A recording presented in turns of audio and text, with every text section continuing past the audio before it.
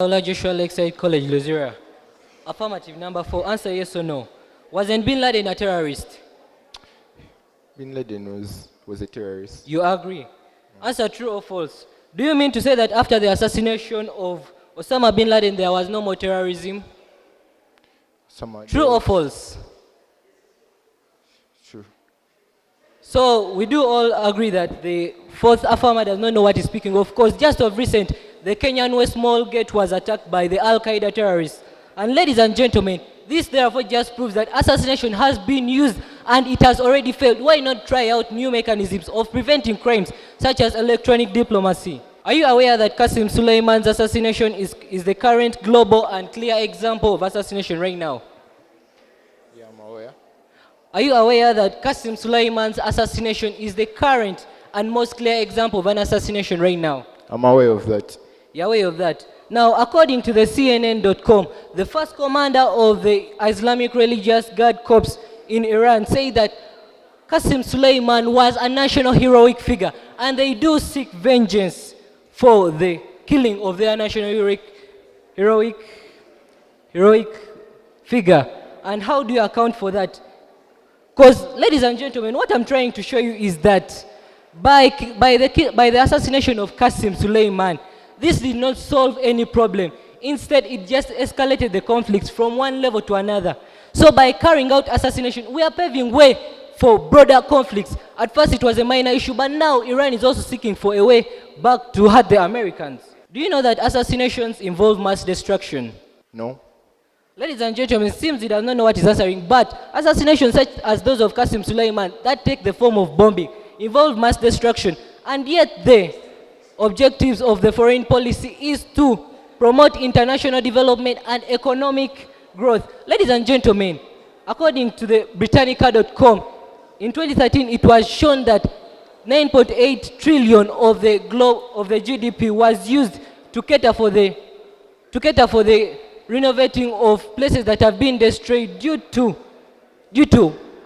wars and conflicts among nations. Ladies and gentlemen, what we are trying to say, we cannot use assassination because assassination escalates conflicts from a minor level to a level that takes it to a war's area. Your second speaker spoke of the killing of the Prime Minister of Lebanon. True or false? True. Now, according to the CNN.com, history records it that the killing of the Prime Minister in Lebanon led to the Cedar Revolution. Isn't it so? Yeah. He agrees that the assassination of the Prime Minister led to the Cedar Revolution, in which many people were killed. Meaning the affirmatives do know that by promoting assassination, they are going to be leading to more conflicts that are going to disorganize the world. Who has the right to take away your life? No one. Since they do agree that nobody has a right to take away his life as the affirmative, meaning that assassinators don't have the right to assassinate people. Where do the assassinators get the right to assassinate others? Ladies and gentlemen, according to hagueofjustice.co.org.uk, it was proven that diplomacy has worked out for centuries in helping countries achieve their foreign policy objectives, and therefore, why should we legitimize assassination? Yet we already have something that has been tested, it has been proven, and it has worked. And ladies and gentlemen, according to www.claiminghumanrights.org, as I conclude, the right to life shall be protected by law. No one shall be arbitrarily deprived of his right to life. By assassination or any means, I hereby rest my case. Bishop Cipriano Kihangire, fourth affirmer. I would like to begin by your last point. I want you to give me an example of a terrorist who was solved by diplomacy. Ladies and gentlemen, for us, our perimeters, our view of this argument is diplomatic, is political assassinations. Terrorism is your case, not my case. Our case is political assassinations. So, may we maintain our case as political assassinations? I repeat the question. You mentioned that diplomacy is another way of solving the issue. So I want you to give me an example out of the history that you've given me that diplomacy has actually worked. Please don't interrupt. Ladies and gentlemen, I do believe that before they had to first use electronic diplomacy to locate Qasim Sulaiman, which is also your example and your case. They had to first use electronic diplomacy to locate Qasim Sulaiman, and then after they had to go assassinate him, which was a wrong option. That's why we as the negative suggest that we can use electronic diplomacy to monitor their acts. Right now, the world is advanced. We can use electronic diplomacy very to much. hack into, because these terrorists use missiles which can be hacked into. These missiles can be hacked into and they can be counterattacked before they hit a particular place.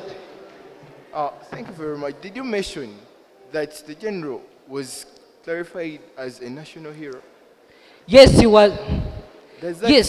Yes, we did mention that he was stated as a national hero by the first commander of the Islamic Religious Guard Corps in Iran. Are you saying he was murdered innocently? Of course, by the moment the first commander of the Islamic Religious Guard Corps of Iran comes to say that he was a national hero, meaning to them he was murdered innocently. Wikipedia clearly mentions that Trump defined Sulaiman as a terrorist, as he attempted to destroy their embassy.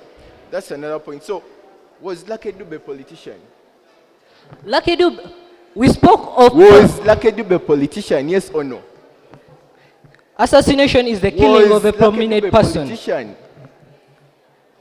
He was an indirect politician. Was Lucky Dube a politician? He was promoting political campaigns, meaning he was a politician indirectly. He was not.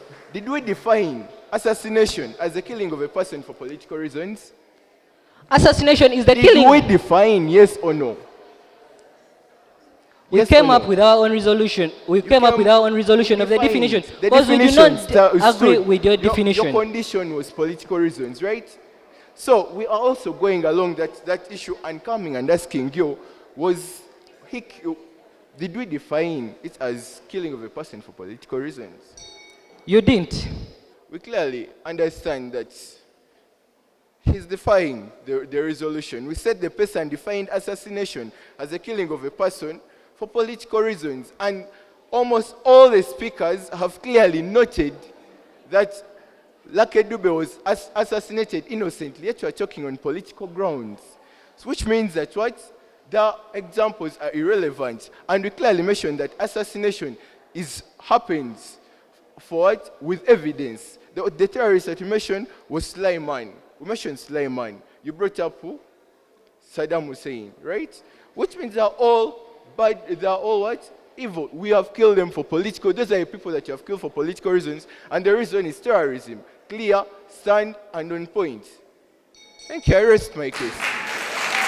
For content, team affirmative, I'll give you 28. Team negative, I'll give you 30.